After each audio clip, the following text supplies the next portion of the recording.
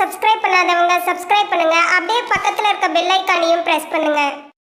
துலாம் ராசி சித்திரை நட்சத்திர சனி பயிற்சி பலன்கள் 2025 முதல் 2027 வரை.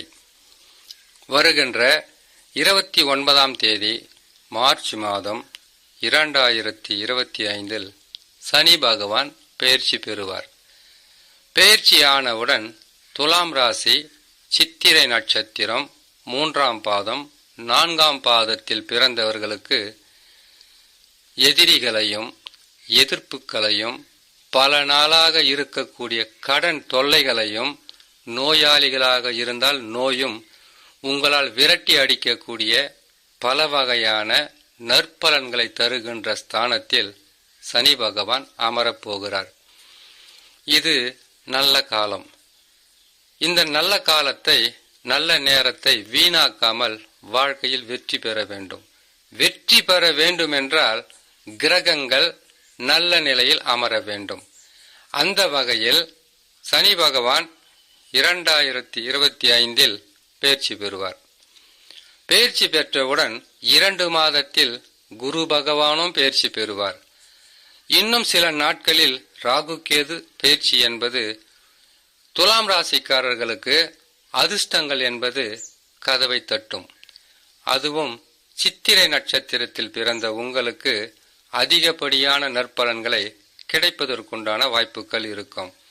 சித்திரை நட்சத்திரத்தில் பிறந்த நீங்கள் முதல் தசா செவ்வாய் தசா, அதற்கு அடுத்ததாக ராகு தசா, அதற்கு அடுத்ததாக குரு தசா, குரு தசா முடிந்தவுடன் சனி தசா. இப்படி தசாக்களாகப்பட்டது மாறிக்கொண்டே இருக்கும். ஆனால் இந்த கிரகங்கள் தசாவை நடத்துகின்றது இல்லையா, அந்த கிரகங்கள் உங்களுடைய சொந்த ஜாதகத்தில் வலிமை பெற்று இருந்தால்தான் இந்த கிரக மாற்றங்கள் ஏற்படும் போது அதிகப்படியான நற்பலன்களும், இதே கிரகங்கள் பாதகமாக அமைந்து விட்டால் கெடு பலன்களும் தருவது.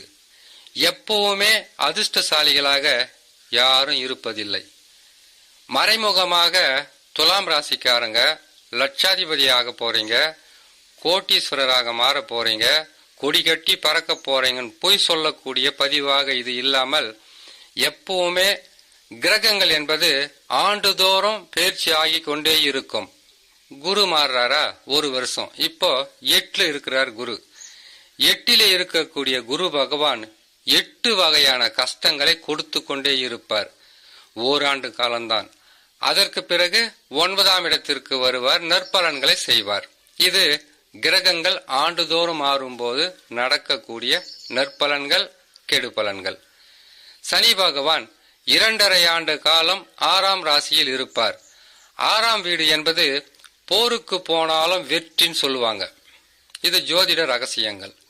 போருக்கு போனாலும் வெற்றி பெறணும்னு கேட்டீங்கன்னாக்கா 6லே சனி பகவான் வரும்போது நோய், கடன், பகை, எதிர்ப்பு, இந்த 4ஐயும் நீங்கள் வெற்றி பெறுவதற்குண்டான வாய்ப்புகளும் தைரியமும் அதற்குண்டான பக்கபலமும், நீண்ட நாளாக இருக்கக்கூடிய பிரச்சனைகள், சொத்து பிரச்சனையா இருக்கலாம், வீடு பிரச்சனையா இருக்கலாம், நில பிரச்சனையா இருக்கலாம், கடன் வாங்கி பிரச்சனையா இருக்கலாம், குடும்பத்தில் எதிரிகளும் எதிர்ப்புகளும் இருந்திருக்கலாம்.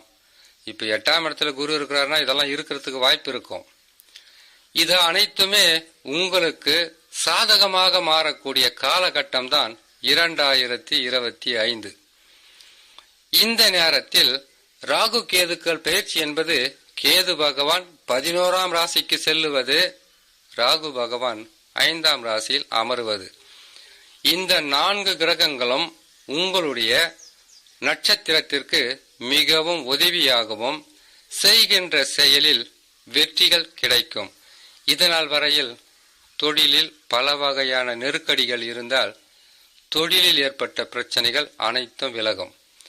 வியாபாரத்தில் உங்களால் தாங்க முடியாத அளவுக்கு பிரச்சனைகளோ, தொழிலில் வெற்றி பெற முடியாத சூழ்நிலையோ, வியாபாரத்தை வளர்ச்சி இல்லாத தன்மையாக இருந்தால் இனி உங்களுடைய எண்ணங்களும் உங்களுடைய செயல்களும் அனைத்துமே நற்செயல்களாகவே இருக்கும்.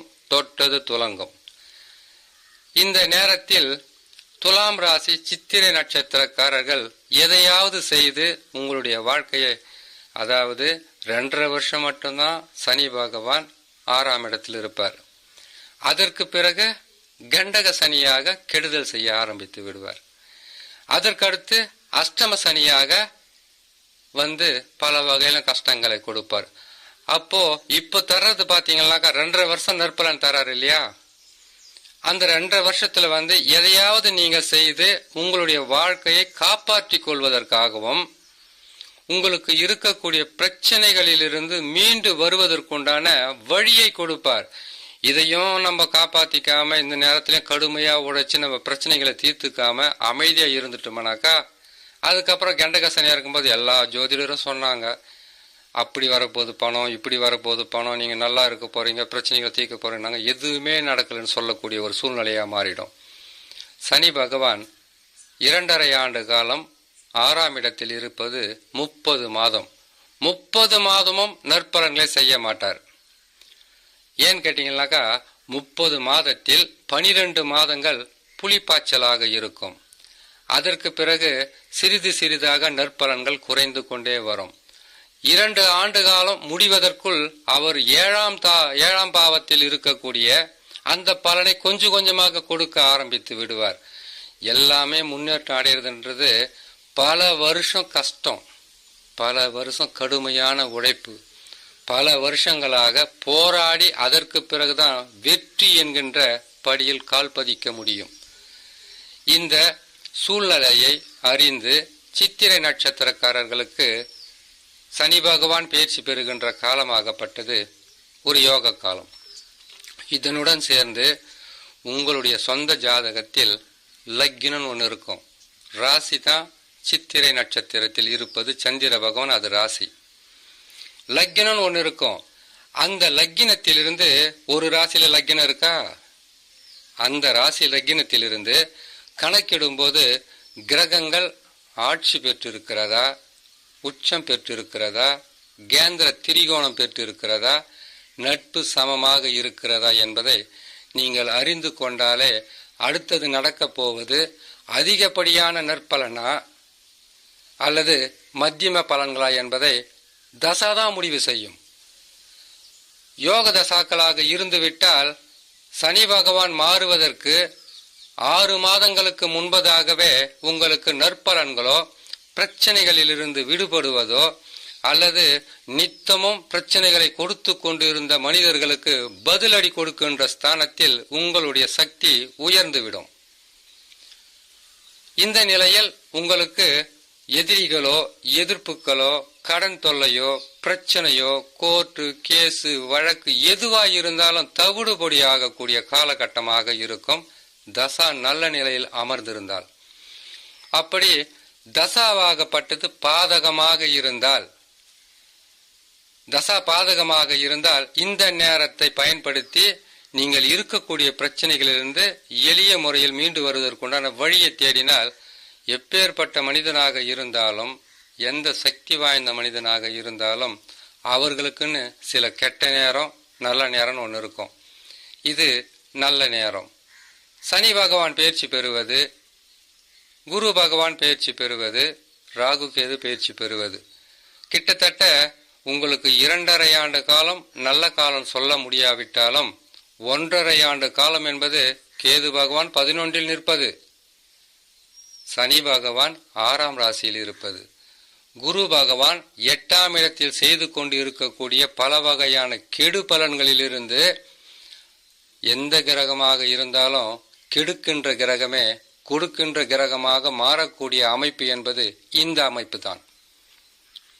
இந்த அமைப்பு கிரகங்கள் என்பது இன்னும் உங்களுக்கு இந்த கிரக அமைப்புகள் வருவதற்கு பல ஆண்டுகள் ஆகலாம். சனி பகவான் 6ஆம் இடத்திற்கு வரணும்னு கேட்டீங்கன்னாக்கா, சனி பகவான் 6ஆம் இடத்திற்கு வர வேண்டும் என்றால் இன்னும் 30 ஆண்டு காலம் ஆகலாம். சனி பகவான் நன்மை செய்கின்ற 3 ராசிகள் மட்டும்தான். 3ஆம் இடத்தில், 6ஆம் இடத்தில், 11ஆம் இடத்தில். மீதமுள்ள 9 ராசிகளிலுமே கெடு பலன்களை தான் செய்வார். இந்த நேரத்தில் துலாம் ராசி சித்திரை நட்சத்திரக்காரர்கள் இதை கடுமையான உழைப்பால், அதிகப்படியான உழைப்பால் உங்களுடைய செய்யும் தொழில், வியாபாரம் எதுவாக இருந்தாலும் இரட்டிப்பான நன்மை என்று சொல்வதை விட 4 மடங்கு நன்மை நடக்கக்கூடிய காலகட்டம் தான் சொல்லணும். இந்த காலகட்டத்தில் உங்களை சென்ற சில வருடங்களாக எந்த பிரச்சனைகள் உங்களுக்கு அதிகப்படியான தொல்லைகளை கொடுத்து உங்களுக்கு தூக்கம் இல்லாத, நிம்மதி இல்லாத, சந்தோஷம் இல்லாத, வருமானம் இல்லாத, நம்பிக்கையான மனிதர்கள் இல்லையே என்கின்ற பல நாள் கனவு, பல நாள் பட்டு வந்த துன்பங்களிலிருந்து மீண்டு வருவதற்குண்டான வழியை தேட வேண்டியது சித்திரை நட்சத்திரக்காரர்களுடைய கடமை. இதற்கு ஒரே வழி என்னன்னு கேட்டீங்கன்னாக்கா, உங்களுடைய ஜாதகத்தில் தசா எந்த நிலையில் இருக்கிறது என்பதை பொறுமையாக பார்த்தாலே போதும். வெற்றியை நீங்கள் எளிதில் நீங்கள் அடைந்து விடலாம். இந்த நேரத்தில் நீங்க ஏதோ ஒரு வேலை செய்ய போய் ஏதோ ஒரு நன்மை நடந்து அந்த நன்மையை நீங்களும் தக்க வைத்துக் கொள்ளாமல் எல்லாருமே சொல்றது போயின்னு மன கலக்கமோ உங்களுக்கு குழப்பமோ வரக்கூடாது என்பதற்காக சொல்லக்கூடிய பதிவு. இந்த பொன்னான நேரத்தை பயன்படுத்தி ஜாதகத்தை ஒரு முறை பரிசீலனை செய்து பார்த்து அதற்கு பிறகு உங்களுடைய செயல்களில் நீங்கள் செய்ய வேண்டிய செயல்களை செய்தால் வெற்றி என்பது உங்கள் பக்கமாகவே இருக்கும் என்று சொல்லி இன்னொரு நல்ல பதிவில் உங்களை நான் சந்திக்கிறேன். நன்றி, வணக்கம். மேலும் தகவலுக்கு எங்க சேனலை மறக்காம சப்ஸ்கிரைப் பண்ணுங்க. நன்றி.